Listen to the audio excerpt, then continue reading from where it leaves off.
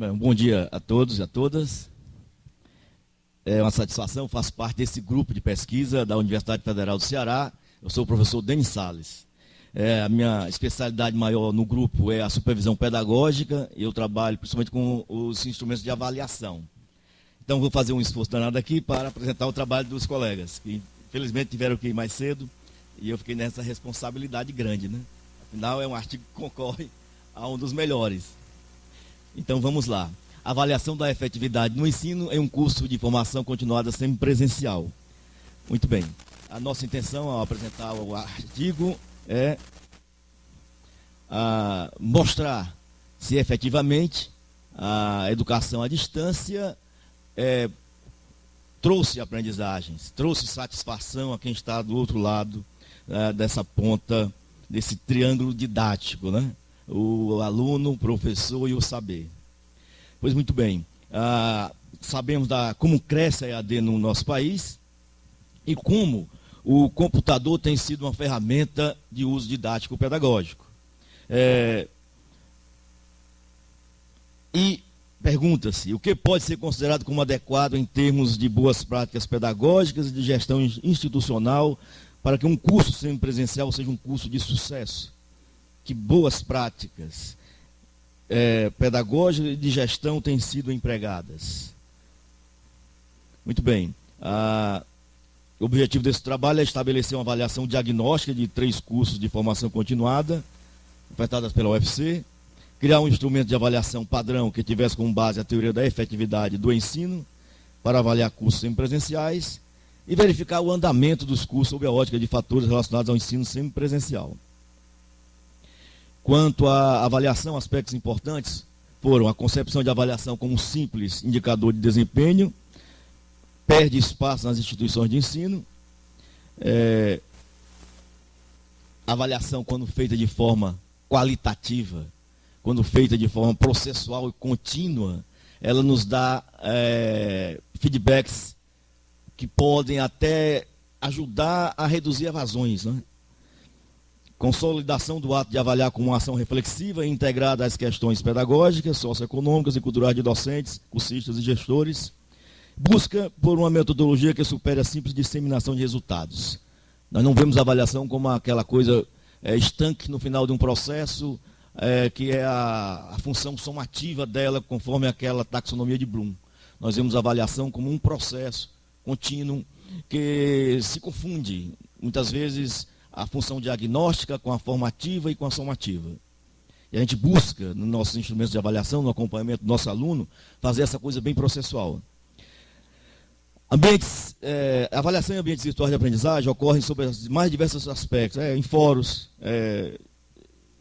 ensino-aprendizagem, aspectos metodológicos, entre outros. Propostas de avaliação que envolvam mais de um aspecto simultaneamente ainda são recentes e pouco exploradas. Nós tentamos fazer com que, ao avaliar um fórum, nós não víssemos apenas a defesa ao tema central, mas víssemos também a interação, víssemos também a presencialidade, que é um conceito que está sendo muito discutido. Não é? O aluno tem que participar, respondendo ao tema central, tem que interagir, mas ele não pode fazer isso e ir embora do fórum. Então a presencialidade é um aspecto que a gente está tomando como relevante na análise, não é? Das ferramentas de interação. E consolidar uma prática de avaliação que sirva como um guia para as futuras avaliações de larga escala dentro das universidades. Bom, com relação ao curso, não é? O que nós avaliamos, vou já falar deles, não é? Foi um investimento do governo federal na área de formação de professores para a sua capacitação, uma capacitação continuada. O professor precisa estar preparado para os crescentes desafios do contato com as novas tecnologias. A gente sabe como o nosso professor da escola pública, municipal e estadual ainda é um professor. E eu faço parte de uma escola de ensino médio também, que é o Instituto Federal do Ceará, como nossos colegas que são da tecnologia estão tão afastados dela, na sala de aula. Não é? Então, esses programas que o governo federal oferece, de cursos de extensão e capacitação permanente, são muito importantes. E a gente tem disseminado esses cursos bastante. Dá amparo aos docentes em relação aos aspectos deficitários de sua formação inicial. E, nesse sentido, a UFC oferta 3 cursos de formação continuada no estado do Ceará. A educação em direitos humanos, que tem sido um espetáculo, né? A educação de jovens e adultos e a educação ambiental. Trabalhamos na forma de extensão, aperfeiçoamento e agora estamos oferecendo na modalidade até de especialização. Veja como o curso cresceu, né? A metodologia da pesquisa. Não é? Os cursos foram avaliados, foram esses três que eu acabo de citar, com um total de 1.242 professores, que equivale a aproximadamente 38% dessa amostra, não é? Participaram efetivamente da nossa pesquisa. Bom, então o nosso instrumento, ele coletou dados, elencou algumas categorias, não é? Tá aí elas: aprendizagem efetiva, entusiasmo, a avaliação de atividades e trabalhos, e descritores dessas categorias. Depois vocês podem ler com mais detalhe no artigo. Bom, e aí o que é que nós fizemos? Né? Pegamos uma métrica estatística, o alfa de Combar, para testar se a qualidade, a confiabilidade dos dados pesquisados em cima daquelas categorias. Após a validação desse alfa de Combar, uma média das assertivas de cada item foi realizado, são os 8 fatores, não é? E passamos a analisar esses resultados. Ok? Bom, a média de cada fator analisado, comparado com o alfa de Combar que se esperava, não é? Foi satisfatório. Acima de 0,7, essa métrica estatística garante a consistência dos dados analisados. E a média mais baixa, a gente pode observar, foi ali em processos avaliativos, é o 0,7. Mesmo assim está acima do que essa métrica estatística prevê. Mas aí fica aquela coisa, avaliação. Avaliação ainda é um problema em EAD. Né? E essa pesquisa nos mostra isso. Né? Uma pesquisa com um grande número de professores da rede pública do estado do Ceará.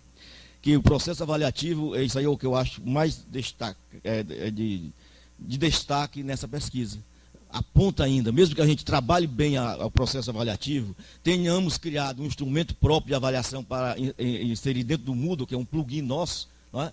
Que foi financiado pela CAPES e MEC, que é o modelo Learning Vector LV, que usa vetores, não é? Que usa uma coisa bem, eu diria, lúdica, que trabalhamos com ícones de avaliação e não com notas, e esses ícones o sistema transforma em notas e retorna numa tabela.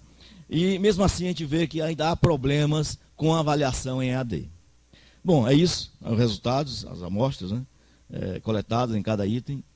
E aí, para finalizar, certamente eu não seria o melhor apresentar, mas como eu faço parte do grupo, eu compreendo bem o que aconteceu, estou aqui apresentando o trabalho dos meninos. Né? Mas é isso, destacam-se os fatores de atividades, trabalhos e entusiasmo, como aqueles que tiveram a melhor avaliação diante da percepção dos cursistas, são os fatores que a gente viu com maior alfa de Combar. Os tutores se mostram dinâmicos, procurando sempre a melhor forma de apresentar o conteúdo estudado.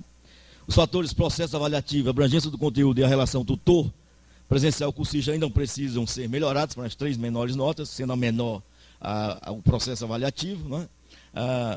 Fala também, né, depois disso, a abrangência do conteúdo e a relação tutor presencial cursista. Porque nós trabalhamos com o tutor presencial em cada polo e o tutor de interação no ambiente. Né? E eles revelaram que o tutor presencial também deixou aí alguma coisa a desejar.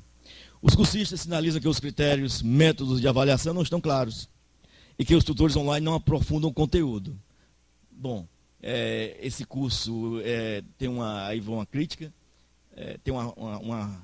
São muitos alunos, muitos cursistas para um tutor, a média boa seria de 25 a 30, e a gente tem trabalhado com em torno de 50, isso não é bom, não é? Mas é o que nós temos, é o que nós podemos oferecer, é o que o Ministério nos permite, nós não temos como colocar mais tutores, que seria melhor ainda, né? Certamente nós teríamos outros resultados quando a gente baixa o número de aluno-tutor, né? Essa relação, ok? Mas isso é bom para comprovar essa expectativa nossa, ok? Bom, a modelagem dos dados mostrou-se adequada para analisar o conjunto de dados gerados, tendo em vista os aspectos relevantes apontados pelos fatores estudados. O instrumento de avaliação fornece uma análise sobre todos os agentes que estão envolvidos no processo, como os cursistas, tutores online, tutores presenciais e gerenciadores dos cursos. Este trabalho não pretende esgotar todas as possibilidades de se avaliar cursos semipresenciais, e sim apresentar uma perspectiva simples e sistematizada sobre o objeto de estudo. Como perspectivas futuras, pretendemos expandir a aplicação do instrumento para outros cursos, tanto no âmbito da pós-graduação quanto na graduação. Agradecemos, né, a SECADI, MEC, que é o órgão fomento, financiador de todo esse nosso trabalho, ok? E eu diria que dúvidas, mande um e-mail para um dos meninos, que eles seriam os melhores a respondê-los, né? Mas eu vou tentar. Muito obrigado. Obrigado, Denis. E aí a gente abre para questões. Quem tem alguma pergunta a fazer para o Denis? Manda por e-mail. Tá bom. Muito obrigado. Você tem? Tá bom. Obrigado, professor. Você disse para os meninos que podem responder. Professor, né? viu? Eu gostaria que você falasse, então, um pouquinho do próprio título do trabalho, que você fala da avaliação da efetividade do ensino em um curso de formação continuada. O que seria essa efetividade de ensino que vocês trazem no título? E aí já aproveite, né, para ver se você faz essa relação. Você traz como 2 elementos avaliados, entusiasmo e aprendizagem efetiva. E aí eu gostaria de saber como é que vocês fazem para avaliar o entusiasmo e essa aprendizagem efetiva. Eu vou juntar com a pergunta dela, daí tu só responde uma vez. Fica melhor. Eu gostaria que tu definisse para nós o que é entusiasmo e o que é aprendizagem efetiva também, para a gente entender o que vocês conseguiram avaliar. Olha, o nosso sistema de avaliação é um sistema que utiliza ícones e não notas. A gente inseriu no Moodle esse sistema. E aí nós trabalhamos com emoticons, a gente chama de LV ícones. E vai de um azulzinho a um vermelhinho. Um grau de satisfação mesmo. A gente tenta fazer das subjetividades presentes no ato de avaliar algo constante no ambiente. Então, quando o aluno recebe aquele vermelhinho, a gente sabe, não é, que não é muito agradável. Não é? Mas quando ele recebe o azulzinho, o nosso sistema de avaliação já induz as inclusões das subjetividades, que é muito difícil fazer. É muito difícil de incluir subjetividades no ato de avaliar, principalmente à distância. No ensino presencial, isso é uma constante, né? Tá? Mas no ensino à distância, essa coisa da satisfação, medir a satisfação é muito complicado. A gente tenta. Não vou dizer que isso aqui é o melhor método, mas a gente tenta fazer. Verificar as satisfações realmente do usuário, de tutores, de todos os atores envolvidos no processo. Não é fácil, mas vamos continuar tentando. A questão de medir a efetividade do ensino é isso. Foi saber se realmente aquilo que a gente estava oferecendo naqueles cursos estava realmente sendo aprendido, estava realmente sendo absorvido, estava realmente causando o que a gente pretendia, que era a aprendizagem. Tá? E os fatores que a gente usou, essa métrica estatística, que é muito mais para eles responderem do que eu, né? Tem digamos, um limite. Né? Olha, o 0,7 acima, tá bom. Os seus dados são satisfatórios para o que a gente quis verificar. E aí a gente trouxe o nosso artigo para o WE. Mas continuamos a pesquisa, não é fácil realmente medir grau de satisfação, não é fácil realmente verificar a efetividade no ensino à distância. São fatores muito subjetivos. Nessa linha também, quando você falou sobre os ícones, como, não sei se você vai saber dizer, mas como que vocês definiram esses ícones?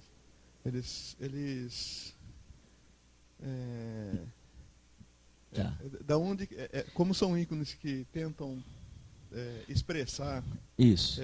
Coisas tão abstratas, né? Qual que foi o processo para... Em outro artigo nosso nós já apresentamos,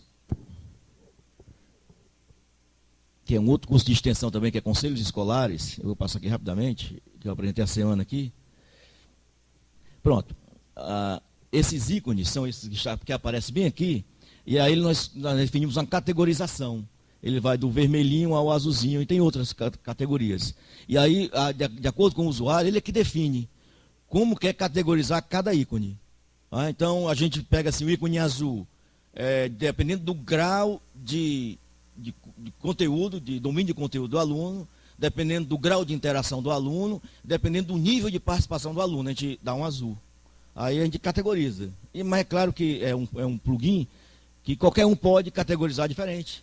Tá? ele está lá para ser usado. As categorias você pode definir. Nós definimos assim, em cima de domínio de conteúdo, nível de interação e nível de presencialidade. Né? Ok? Bom, esse artigo também está no WE, tá bom? Depois vocês podem dar uma olhada.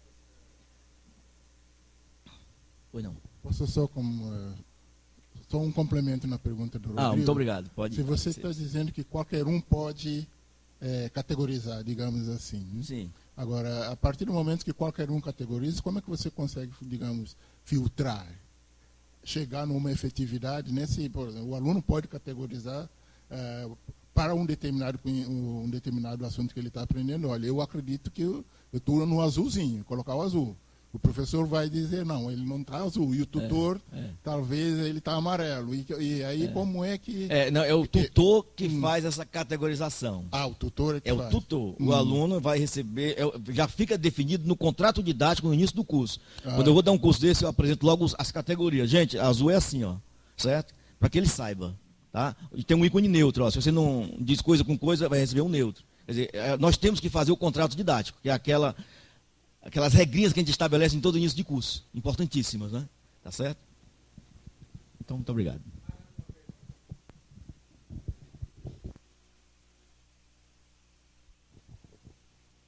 Tudo bom?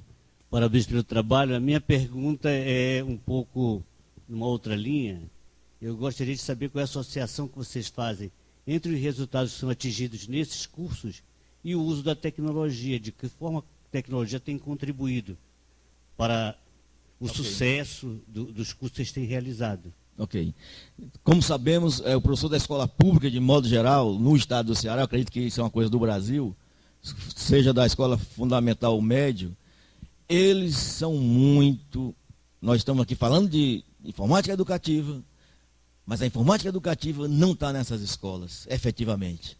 Tem projeto numa escola, tem um professor que faz ali algo pontual noutra, mas ela está longe de chegar efetivamente na escola fundamental e de ensino médio. Eu sou um que defende. Agora mesmo eu ofereci, vamos dominar o Moodle. Pareceu um inscrito numa instituição de 400 professores no ensino médio, de uma área de tecnologia, que é o Instituto Federal do Ceará. A minha esposa, que é professora também, esteve aqui defendendo um trabalho, professora da rede municipal. Simplesmente no estado do Ceará, os laboratórios de informática educativa foram fechados. Não é? Todos os professores tiveram que retornar para a sala de aula. Está mais distante ainda esse professor das tecnologias. E nós temos que continuar esse trabalho que nós fazemos no WIE, que nós temos que levar para cada cidade, para cada escola nossa, essa sementinha e continuar insistindo. Eu vou continuar insistindo e acredito que a melhoria da escola pública, principalmente, depende disso. Ok? Mas eu sei nós estamos longe ainda.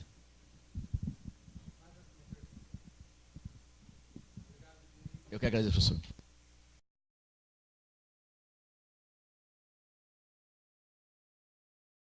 Próximo grupo é Cristina de Almeida, Rodrigues e Marcos Elia. O trabalho é atividades extraclasses com base no currículo mínimo para a língua inglesa usando uma rede social. Você está aqui? Está com você? Não, vou buscar lá. E aí, na hora que for passar a pergunta, se quiser me dar o microfone, eu vou passar para as pessoas que estão aqui para ajudar. Tá bom. Obrigado, eu não sabia.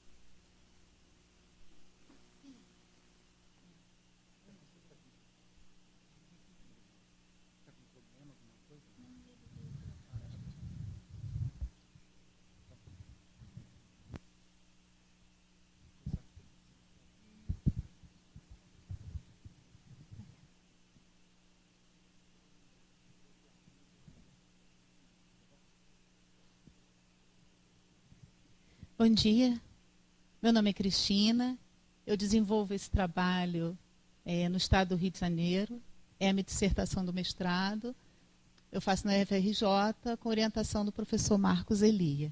Né? É atividades extraclasse propostas com base no currículo mínimo para a língua inglesa usando redes sociais.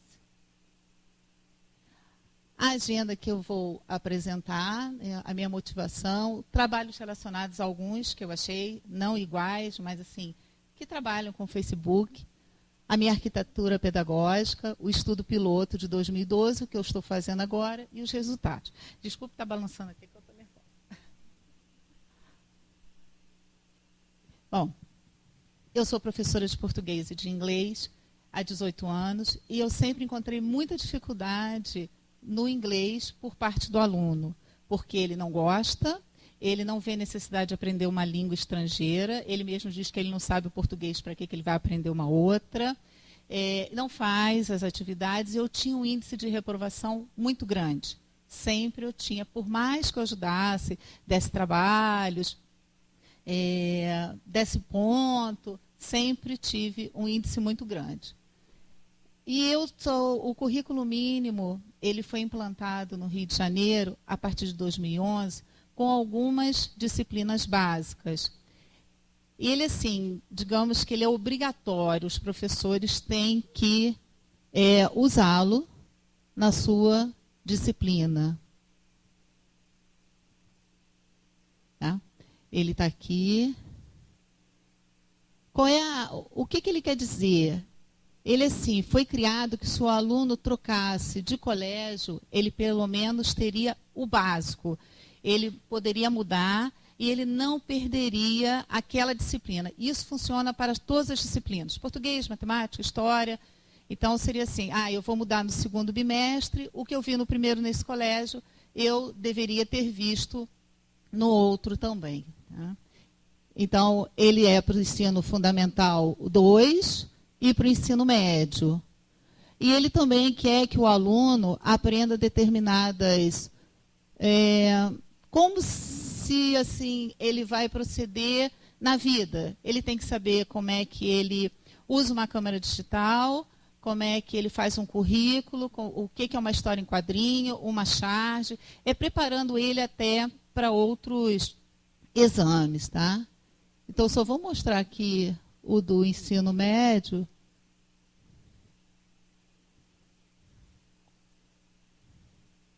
Só um pedacinho para vocês poderem... Ele vem um para cada bimestre, primeiro, segundo, terceiro e quarto, o que o aluno deve aprender.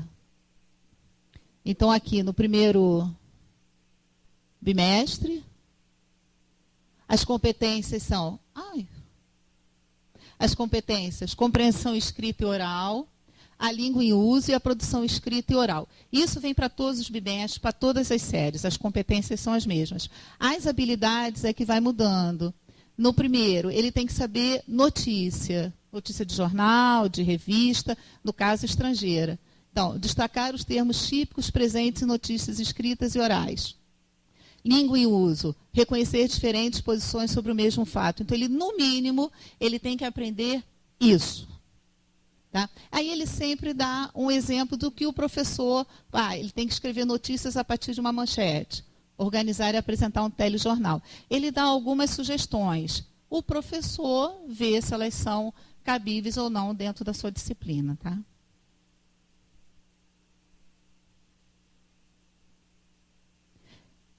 Eu falei alguns trabalhos, né, relacionados. Do Barcelos são alunos da matemática, mas eles criam tipo assim, um fórum, onde eles colocam alguns eventos lá, os alunos fazem alguns comentários. Esses dois são de Portugal, é o lugar onde eu achei mais trabalhos. Os professores lá utilizam mais as redes sociais e o Facebook em especial com os alunos.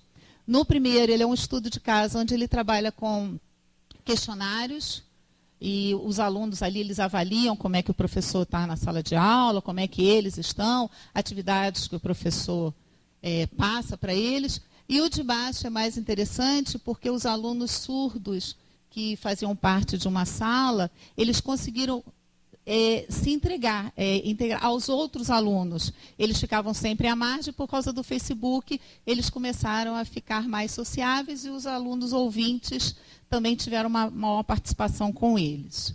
E esse site Universia, ele tem lá 100 dicas para o professor poder usar o Facebook em sala de aula. Algumas muito interessantes.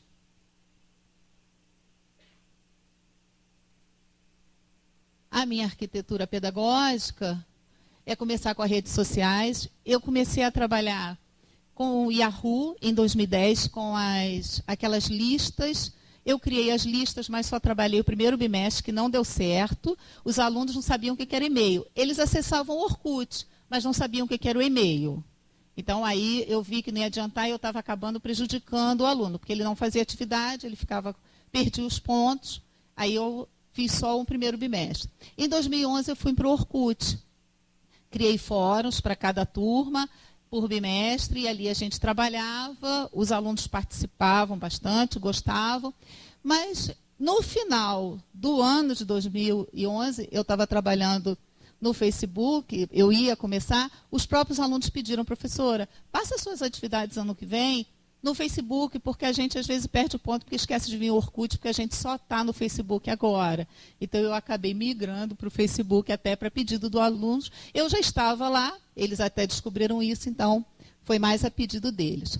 Como é que eu trabalho lá? Eu tenho essas atividades mistas, que é a atividade que eu pego lá daquela matriz de competência. Aí, ó, faça em inglês a sinopse de um filme. Então, esse código MR é da matriz de competência, onde eu vou associando cada competência à sua habilidade ali. Competência 2 é na habilidade 2 lá do currículo mínimo, B1 é o bimestre. Esse é o bimestre 1, 2. A fonte, o LD é do livro didático, o CM é o currículo mínimo, e o estilo, se é verbal, se é visual, se é intuitivo. E quando é que eu apliquei? Se foi no primeiro bimestre, segundo. Eu já tenho em torno de 90 atividades, mais ou menos, porque a cada ano eu mudo e a cada bimestre eu faço diferente. A matriz de referência, né, aquela que eu mostrei, ela aqui está em separado para o segundo ano. Então, aqui é a competência, aqui é a habilidade. Então, a habilidade 1, 2, 3, 4, 5, 6, 7. Aqui já seria a competência 2, com a habilidade 1, 2. E eu vou fazendo essa análise para cada atividade que eu crio. Eu trabalhei também com o questionário de estilo de aprendizagem do Felder.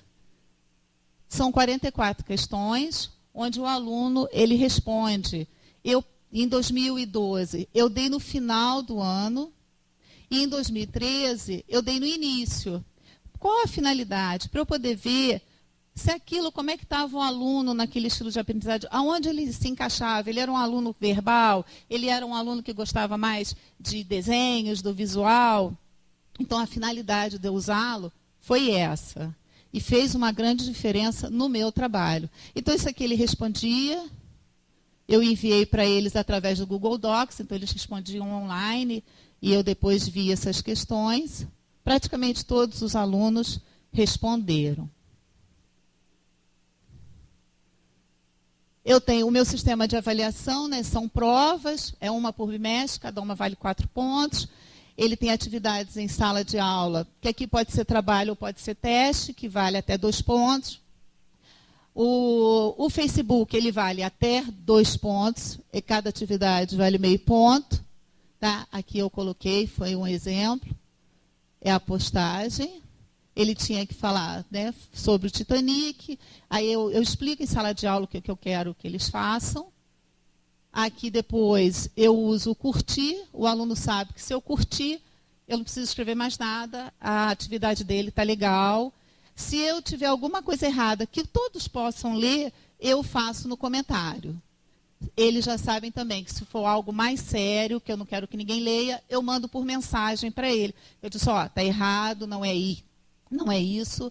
E no comentário, e eles têm que postar tudo em inglês. Então, eles aprenderam a usar também o tradutor que eles não sabiam. Tá? A participação em sala de aula, eu avalio tudo, se eles fazem todas as atividades, se eles são frequentes, como é que eles são em sala de aula, se eles conversam, se eles falam muito. Eu tenho uma tabela onde eles sabem, eles pedem para olhar. Professora, estou faltando muito, estou perdendo muito ponto, tem todos os pontos, então aquilo ali fica também, eles podem acessar isso toda a aula. A recuperação paralela, se ele não consegue no mínimo 5, eles fazem a prova de recuperação paralela. Tá? Esse estudo começou no colégio em Niterói, o colégio Liceu Nilo Peçanha, onde eu sou professora, com 149 alunos. Eu tinha 4 turmas do segundo ano, com 97 alunos, e 2 turmas do terceiro, com 52. Agora, em 2013, eu tenho 151 alunos e agora eu dou também aula para o primeiro ano. Então, a turma do primeiro ano entrou esse ano no trabalho.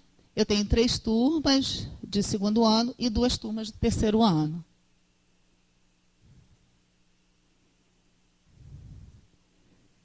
Desse trabalho, o que eu estou podendo colher, né? Os alunos, eles ficaram mais participativos em sala de aula, eles tiveram mais interesse no inglês. Muitos ali, eles no início falam assim, professora, mas você está mandando eu ir ao tradutor? Eu falei assim, estou. Ele vai ao tradutor, ele coloca no português, ele coloca lá no inglês a resposta, mas alguns já estão começando a escrever em inglês e eu não corrijo. Eles, às vezes, têm alguns erros, eles colocam you is em vez de you are, por causa da tradução, né, para o português, mas eu não corrijo. Depois, em sala de aula, aos poucos, aquele erro que era muito grande lá, eu vou falando em sala de aula, mas sem citar o nome do aluno. Mas, às vezes, o aluno, eu escrevi isso lá. Ele mesmo fala isso. Tá? Um problema que a gente tinha era sobre eu não tenho mais, assim, tenho que ficar me cuidando no que eu posto no Facebook por causa dos alunos. Eles não conseguem só participar dos grupos, porque os grupos lá são grupos fechados, 6, um para cada turma. Eles têm que ser meus amigos. Eles entram no grupo, pedem para participar e pedem amizade. Então, a minha privacidade eu perdi. Então, eu tenho controle. Um exemplo, eu não gosto de funk, eles sabem disso, mas eu não coloco nada no Facebook contra o funk, porque a maioria deles gosta de funk. Então, assim, eu acabei respeitando ele e eles. A gente tem assim, um bom relacionamento ali. Professor de filosofia e de história pediram para participar dos grupos, da onde eles eram professores das turmas. Eles ali postavam alguns textos para os alunos lerem, algumas atividades também, porque eles também gostaram, mas eles falavam que eles não tinham tempo para poder fazer isso. Então, eles já usavam o meu. Essa análise aqui eu expliquei para vocês, que foram lá do questionário, né? Os alunos que são mais reflexivos, intuitivos, visuais e globais, de 2012, eram os que tinham mais facilidade de fazer as atividades no Facebook. Né? Aqui foi a análise desses dados. Tá? O que é o reflexivo, eu tive 44 alunos reflexivos, 66 eram ativos. Essa análise ela pode dar 11, no cálculo. 11 é que o aluno é totalmente reflexivo, ele é totalmente ativo. Tem 9, 5 e o 1. O 1 é o aluno que ele tem mais facilidade de aceitar o que não interessa a ele. Ele é mais assim, ele é balanceado. Ah, eu tenho que fazer? Eu vou fazer, não tem problema nenhum. O que tem 11 é o que tem mais dificuldade em fazer uma tarefa que não é de interesse dele.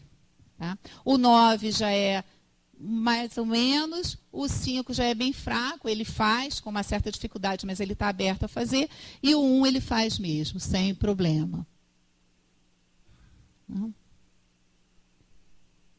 Então, mas essa análise lá, quando eu fiz em 2013, já foi mais fácil para os alunos poderem fazer as atividades também. Aqui foi a análise que eu jogo todo bimestre, eu uso um programa de estatístico chamado SPSS, aonde eu jogo para poder ver o alfa de Combra, para eu poder ver o percentual dos alunos, ali as notas. Esse aqui é se eu tirar algum desses instrumentos, quanta falta ele vai fazer lá. Tá? Então, o Facebook aqui no segundo ano, em 2012, ele ficou no primeiro, segundo e quarto bimestre na última posição. Nós chegamos à análise que esses alunos, eles não tinham sido meus alunos no ano anterior. Então, eles realmente tinham um pouco de resistência, eles esqueciam de fazer, eles tinham dificuldade. O terceiro ano, não. Já foi diferente. Eles tinham sido meus alunos no primeiro ano, no segundo e no terceiro eles já estavam acostumados com a sistemática, como é que eu trabalhava. Tá? Isso aqui foi o que eu expliquei lá.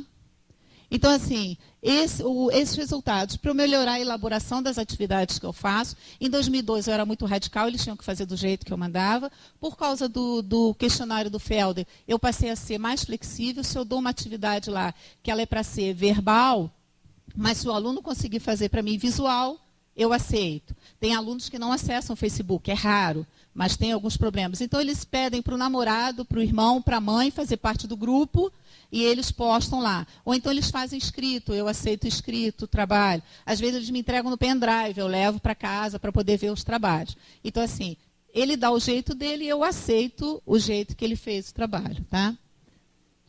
Então, o meu sistema de avaliação também modificou, porque em 2012 era só eles postarem as atividades. Agora não, eles postam as atividades e eu aceito. Eles têm que fazer comentários. Eu não pode ser good, very good, excellent. Não, ele tem que dizer para mim por que ele está fazendo um comentário na atividade daquele colega. Então, ele tem que postar 4 atividades com 4 comentários. Aí ele tem o ponto dele, os 2 pontos no final do bimestre. Tá? Eu já estou começando a criar uma aplicação pedagógica, é uma app, né? Eu vou colocar lá no Facebook, para os professores que acessam o Facebook, poder acessar esse banco de dados e poder usar todas essas atividades. Não serve só para o inglês, pode ser para o espanhol, para o francês, o professor só vai fazer as alterações que ele achar necessário. Aqui foi a comparação, né? Em 2012 ele só postava as respostas, em 2013 eles têm que postar e comentar. Atividades era o que eu falei, eu era radical, agora ele já tem a flexibilidade. Há pouco tempo eu passei uma tarefa, um aluno perguntou, professor, não dá para a gente fazer em grupo, não? Eu, por quê? Ele foi consistente no porquê dele, passei aquilo para todas as 3 séries, era uma atividade. Eu fui tentando fazer com que todas as turmas pudessem fazer em grupo. O currículo mínimo, eu só avaliava ele no Facebook. Eu, agora em 2013, ele passou a fazer parte do teste da prova. Se ele tem que saber o que é um currículo mínimo, eu peço que ele escreva lá quais são os pontos básicos que tem ter no currículo. Eles dizem que é para eles não tirarem 0 na prova. Eu coloco lá sempre uma questão que eles já estão cansados de ver. Praticamente todos os meus alunos do terceiro ano, ele tem o currículo Lattes, porque foi uma das atividades do Facebook, ele tinha que criar um currículo Lattes para vocês. As fotos que eles colocaram lá foram as mais engraçadas. Eu falei assim, ó, aquilo lá é uma coisa que vai ficar sério, tem que mudar aquela foto lá. Mas eles entenderam a finalidade. Né? O estilo de aprendizagem que eu tinha feito no final do ano e que esse ano eu coloquei no início e melhorou muito o meu trabalho. É o que eu estou criando no WordPress, porque pelo custo ele é gratuito. E eu quero que o professor passe a ser o meu colaborador. Ele acesse o site, ele poste uma atividade lá que não exista. Eu, no início, vou avaliar essa atividade, se ela está pertinente ao currículo mínimo ou não, e vou destacar isso lá. E depois ele vai passar a me ajudar. Ele pode ser o meu colaborador a passar a analisar também as outras atividades. Eu sou da Secretaria eu trabalho na rede estadual, então algumas pessoas já sabem do meu trabalho dentro da Secretaria de Educação e eu gostaria, do ano que vem, de passar isso mesmo para a Secretaria de Educação, que outros professores possam acessar também. E eu mesmo acabando o mestrado, que isso já é um trabalho antes dele e eu pretendo que ele continue, eu vou continuar a colaborar. Tá? A plataforma ela vai ter um banco de dados, onde vão ter provavelmente mais de 100 atividades lá que o professor vai poder se utilizar. E colocar novas. Né? Aqui é um exemplo que eu já criei lá no Facebook, que tem que ser, eu entrei como desenvolvedora. A ler seria atividade de língua estrangeira. Aqui foram as referências bibliográficas, algumas que eu usei. E é o meu e-mail do professor Marcos. Obrigada.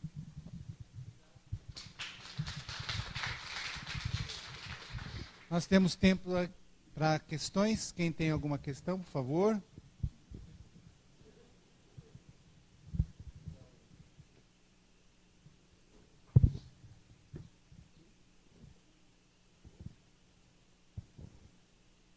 Bem, é Cristina, né? Então, parabéns pelo trabalho. Cristina, eu fiquei um pouquinho em dúvida, que tu apresentaste toda uma análise, né? E eu fiquei um pouco em dúvida, assim, a que questão corresponde essa análise? Qual era a tua preocupação? O que tu colocas como uma questão de pesquisa aqui? Os teus objetivos? Eu queria que o aluno ele passasse a ter mais interesse pelo inglês e depois, como eu vi que eles estavam participando, eu comecei a avaliar o Facebook como uma ferramenta que eu pudesse usar na educação. Tu estás, então, aqui avaliando a participação mais dos alunos, isso, junto, para ver se realmente o Facebook ele é válido. Porque eu já descobri assim, o aluno ele não consegue postar através do celular as atividades no Facebook se forem de vídeo. Eles não conseguem. Eles já tentaram, então do celular ele tem o mais moderno, mas ele tem dificuldade de postar no Facebook uma atividade que seja de vídeo. Tá. Em termos daquilo que tu apresentaste do currículo mínimo, habilidades e competências, o que tu viste que desenvolveu mais, em termos daquelas habilidades e competências, usando o Facebook? Eu ou os alunos? O conjunto? Pode ser o conjunto, porque eu vi que tu aprendeste bastante também. Aprendi muito. E isso também dá muito trabalho. Eu avalio por bimestre mais ou menos 400 atividades, porque são mais ou menos 100 alunos. Não estão 100 vezes 4, eu tenho mais ou menos 400. Eu aprendi assim, eu vi que o currículo mínimo ele é válido. No início, nenhum professor gosta de usar lá. A gente tem que colocar ele no site do Conexão, quando a gente lança as notas, dizer que você usou o currículo mínimo. Tem que escrever ele no diário de classe, mas isso não quer dizer que o professor está usando aquilo. Então, eu aprendi a usar e eu vi que ele não era assim um bicho de 7 cabeças e que o meu aluno estava começando a ser preparado para o mercado de trabalho, porque ele tinha que aprender a fazer um currículo, ele tinha que ler um jornal. Eu conheci sites de jornais americanos e ingleses que eu não conhecia, que o aluno foi lá pesquisar e mandava para mim para saber se era bom ou não. Então, assim, eu acho que ali está aprendendo eu em desenvolver essas atividades, porque eu pego a atividade do currículo mínimo, mas eu tento modificá-la, porque eu não tenho como fazer em sala de aula um telejornal. Então, eu peço que ele faça por vídeo, às vezes ele entrevista um aluno e envia para a gente lá, porque aí todo mundo tem que ver. E eles passaram a gostar também das atividades. E eles ficam me cobrando, professora, você ainda não colocou essa atividade lá, o bimestre já começou. Até quando que eu posso fazer? Então, eles me mandam um recado pelo Facebook. Então, assim, acho que ali houve uma troca. Está tendo, né, uma troca. Deixa eu aproveitar a pergunta. A questão, eu estava aqui com o negócio da competência oral, agora você já deu um exemplo da possibilidade de acompanhar o desenvolvimento dessa competência. Porque na sala de aula não tem como. Mas eu fiquei na dúvida, porque você comentou que as suas intervenções, né, em relação à escrita, por exemplo, da língua inglesa, você faz mais nos momentos presenciais mesmo, em sala de aula. Como é que você vê a possibilidade de fazer as intervenções no próprio Face, não no sentido de corrigir, mas no sentido de discutir, e de discutir no grande grupo mesmo, né? Todos os alunos acessando, discutindo, vendo, mas aqui o que acontece, nesse sentido. Como porque que eu descobri ali, porque assim, como fica, todo mundo vai ler, eu tenho alunos ali que são extremamente tímidos. E que se eu colocar ali, todo mundo vai saber que é para ele, porque eu vou comentar naquilo que ele falou, ele bloqueia, porque isso já aconteceu bem no iniciozinho, quando era do Orkut. Então, eu tentei fazer, ou eu mando por mensagem, só ele vai ver, ou quando é uma coisa assim, que já aconteceu, um aluno copiar a resposta que o outro colocou lá na frente. Passaram 20, ele copiou, só que ele achou que eu não olho um por um. Aí eu escrevi, é cópia, não aceito, faça a sua. Aí isso eu coloquei para todo mundo, porque era até para ele ver que era a cópia do fulano.